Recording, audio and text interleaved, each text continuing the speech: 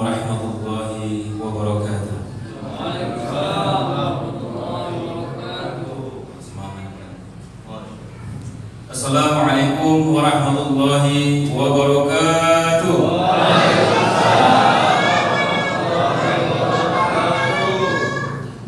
Alhamdulillahilladzi arsala rasulahu bil huda wa dinil haqq liyudhhirahu 'ala dini kullihi wa kafa billahi shahida. Asyhadu an la ilaha illallah wahdahu la syarika lah wa asyhadu anna Muhammadan 'abduhu wa rasuluhu allazi la nabiyya ba'dahu. Allahumma shalli wa sallim wa barik 'ala nabiyil karim wa 'ala alihi wa ashabihi wa man tabi'ahum ila yaumil qiyamah. Amma ba'd. Bapak-bapak, ibu-ibu, saudara, tuan guru, orang tua saya dan seluruh jamaah salat fardu Isya, salat sunat, tarawih serta witir dalam hati Allah Subhanahu wa taala.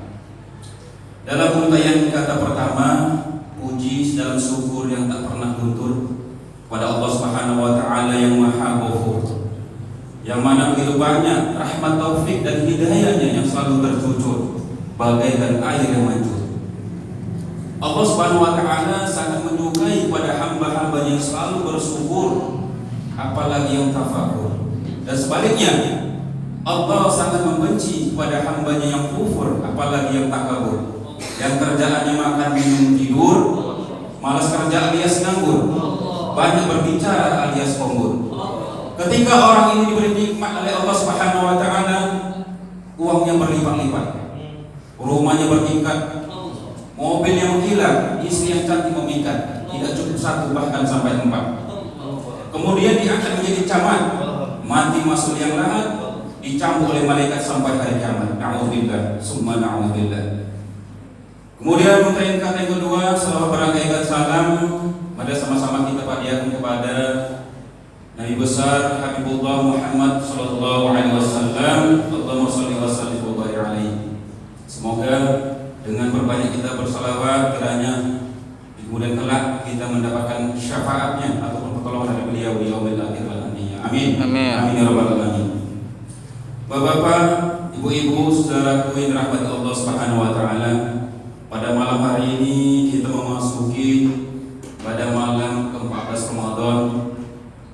Semoga apa yang kita lakukan, yang kita kerjakan dari awal Ramadan, yang insyaallah nantinya akhir Ramadan, segala apa yang kita laksanakan pada puasa kita diterima dan dijawab oleh Allah Subhanahu wa taala. Amin ya rabbal alamin. Kemudian seperti hadis biasanya dibacakan oleh para ustaz ataupun dai, man shoma Ramadan imanan wa ihtisaban ghufira lahu ma taqaddama min dzambi. Barang siapa yang berpuasa pada bulan suci Ramadan dan mengharapkan pahala dari Allah Subhanahu wa taala, maka diampuni segala dosa-dosanya yang telah lalu. Semoga dengan niat kita, semangat kita berpuasa dan mengharap pahala dari Allah, semoga kita menjadi orang-orang bertakwa dan mendapatkan predikat takwa, mengerjakan segala perintahnya dan menjauhi segala larangannya. Amin. Amin ya rabbal alamin. Bapak Ibu, saudaraku yang dirahmati Allah Subhanahu wa taala, izinkan saya ingin menyampaikan beberapa kajian kepada kita semua. Ini bukan mengajar ya Pak, untuk mengingatkan kepada saya pribadi dan kepada kita semua. Semoga kita menjadi orang-orang yang bertakwa kepada Allah Subhanahu wa taala. Amin. Amin ya rabbal alamin. Bapak Ibu, ini mulai dari Allah Subhanahu wa taala. Kajian kita pada malam hari ini adalah keajaiban menunggu waktu sholat. Menunggu bagi sebagian orang merupakan suatu keadaan yang sangat membosankan dan menjengkelkan. Apalagi orang yang kita tunggu-tunggu tak kunjung datang, membuat hati kita menjadi kacau, pikiran kita menjadi tidak tenang. Betul nggak Bu? Betul. Pak? Betul nggak Pak? Betul. Kalau udah nunggu pasti kacau pikiran kita. Janji jam 9 malam, nanti datang jam 10. Atau pagi, janjinya jam 8 pagi, nanti datangnya jam 9 pagi maupun jam 10 gitu. Apalagi orang Indonesia nih, kalau udah janji pasti jam karet nih Pak. Namun berbeda keadaannya jika menunggu yang satu ini. Di satu sisi orang yang kita tunggu-tunggu pasti akan datang, tapi tidak tahu berapa lama ia datang. Mau 1 jam, mau 2 jam, ya, maupun kadang pun nggak datang.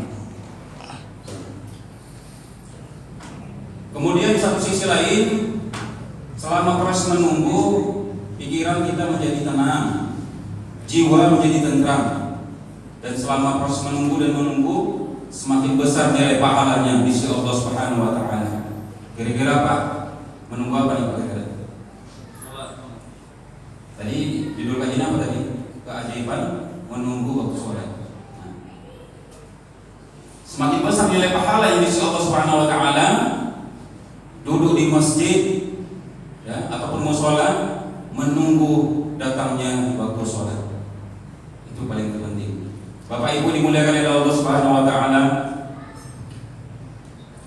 Dalam Habib Adnan Idrus dalam kitabnya An-Niyat mengatakan, duduk di masjid ataupun mushola bagi orang beriman merupakan suatu perbuatan yang sangat mulia yang dapat meningkatkan derajat keimanannya dan meningkatkan kualitas ketakwaannya di sisi Allah Subhanahu wa taala.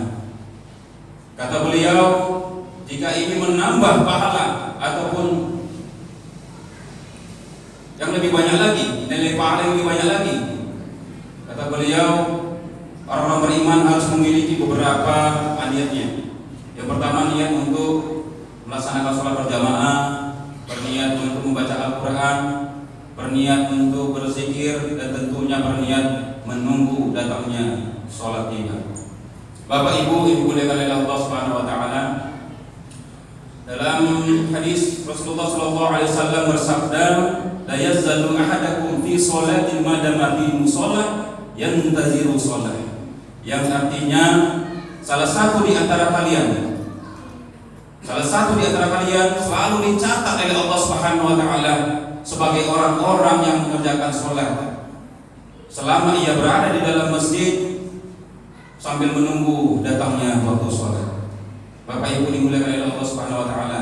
Tapi jangan diartikan Pak, nanti dibilang pengurus masjid itu istrinya, ibu contohnya ini, bilang ke suami, Pak, kata pengurus masjid, Pak, Bapak nunggu aja aja, sama pahalanya dengan orang sholat Pak. Jangan begitu ya. Nanti aja nunggu aja, pahalanya sama dengan orang sholat. Yang nggak usah sholat katanya. Kacau juga kita. Itu untuk nambah aja nama pahala. Ya Bu ya. Kemudian Al-Hafiz Ibnu Hajar Al-Asqalani dalam kitab Fathul Bari mengatakan, fasbata lil muntaziri hukmul musalli. Maka ditetapkan bahwa hukum orang-orang yang menunggu waktu sholat pahalanya sama dengan orang yang menunggu, sama halnya orang yang mengerjakan sholat. Bapak Ibu dimuliakan oleh Allah Subhanahu wa taala. Oleh sebab itu Bapak Ibu, kalau kita menunggu mau sholat ke masjid lebih awal, pahalanya luar biasa. Contoh di Marbot ini lebih cepat dia ya. Marbot, Ajo ya, Pak Ajo ya, Pak Ajo. Lebih awal datang, pahalanya luar biasa. Bapak Ibu dimuliakan oleh Allah Subhanahu wa taala. Jadi ada hadis juga yang mengatakan dari Abu Hurairah radhiyallahu anhu mengatakan yang artinya para malaikat selalu senantiasa berselawat pada kalian yang menunggu datangnya waktu sholat sebelum kalian belum berhadas, maka Allah selalu mencatat ya, dan mencatat kepada untuk jamaah yang hadir pahalanya sama dengan orang-orang yang mengerjakan sholat. Bapak Ibu dimuliakan oleh Allah Subhanahu wa taala. Apa hikmahnya dalam menunggu waktu sholat? Selama orang-orang tersebut, orang mukmin yang hadir di masjid menunggu datangnya waktu sholat, maka para malaikat selalu berdoa kepada Allah, ya Allah, ampunilah ia dan sayangilah ia.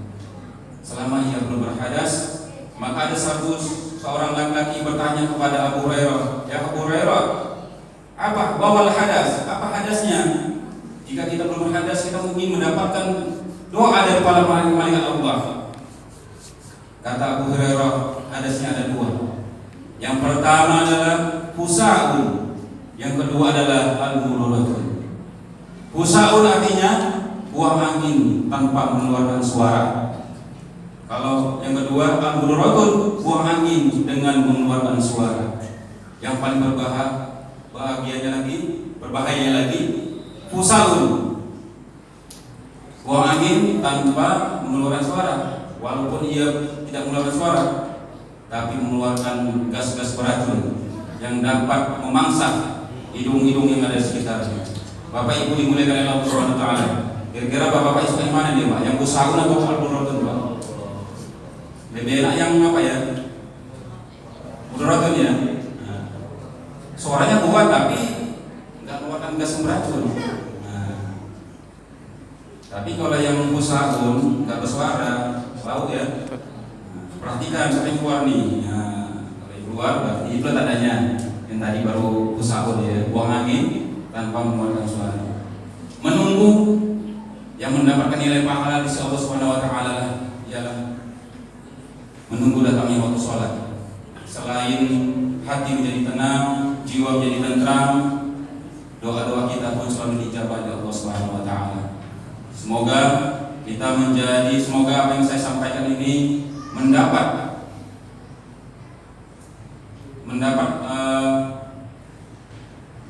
inspirasi bagi seluruh jamaah pada malam hari ini, bermanfaat bagi kita semua pada malam hari ini, termasuk saya pribadi. Semoga kita menjadi orang-orang bertakwa pada Allah Subhanahu wa taala.